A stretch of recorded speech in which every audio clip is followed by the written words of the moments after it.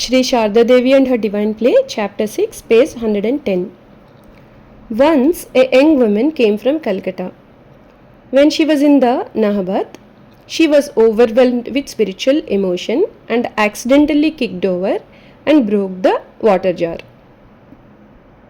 The all-forgiving mother was not upset. On the contrary, she asked the master, "Well, why could I not have ecstasy like her?"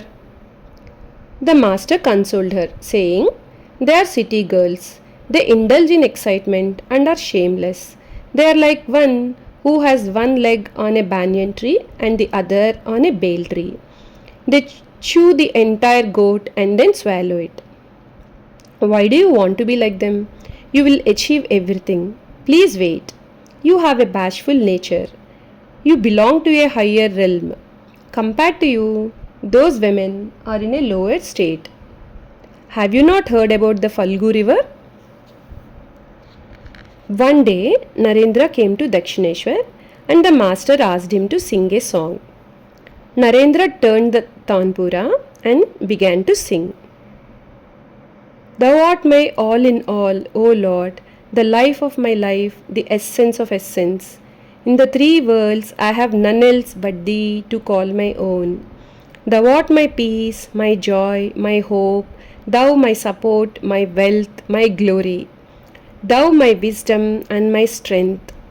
Thou art my home, my place of rest, my dearest friend, my next of kin, my present, my future. Thou my heaven and my salvation.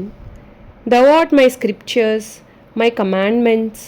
Thou art my ever gracious Guru. Thou the spring of my boundless bliss. Thou art the way and Thou the goal. Thou the adorable one, O Lord. Thou art the mother tender-hearted. Thou the chastising Father. Thou the creator and protector. Thou the helmsman who dost steer my craft across the sea of life." The master went into Samadhi as he listened to this song. In the Nahabat, Holy Mother and Yoginma listened to Narendra's devotional singing and they were greatly moved. Later, the master told Holy Mother, "Let me tell you this. You have heard Narendra's song, Thou art my all in all, O Lord. Please meditate on that song for a few days." A spiritual attitude towards work evolves from work and worship to work as worship and finally to work is worship. Holy Mother never felt any difference between work and worship. Despite her heavy household work, she made time for japa and meditation.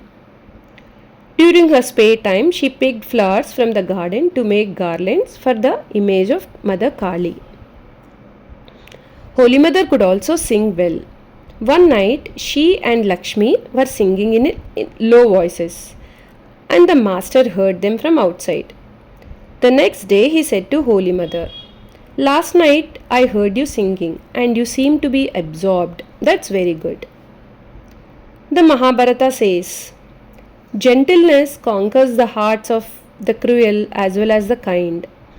There is nothing in this world that gentleness cannot conquer. So, gentleness is a powerful virtue." Holy Mother was an embodiment of gentleness and modesty. Because she lived in the temple garden of Dakshineswar, a public place, the master always protected her from the gaze of outsiders. That is why there was a bamboo screen around the Nahabat. He even forbade his nephew Ramlal to visit the Nahabat without a purpose, in order to give Holy Mother privacy. Once Hriday brought prasad from the Radhakanta temple to Holy Mother and Lakshmi and chatted with them for a long time. The master scolded him, "When you go to the Nahabat, return immediately after finishing the errand. Be careful. Do not spend a long time there indulging in jokes and laughter." A musician named Neelakanta often came to Dakshineswar and sang for the master.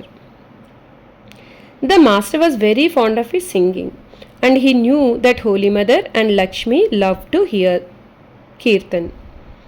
He therefore told Ramlal, "Please keep the north door of my room open. There will be a current of ecstasy and devotion here with singing and dancing. They must hear and see, otherwise, how will they learn?" As the women stood behind the bamboo screen of the Nahbat, they watched the master sing and dance through a hole in the screen. When he saw the hole, the master humorously remarked, "Oh Ramlal, the hole in your aunt's bamboo screen is becoming larger and larger."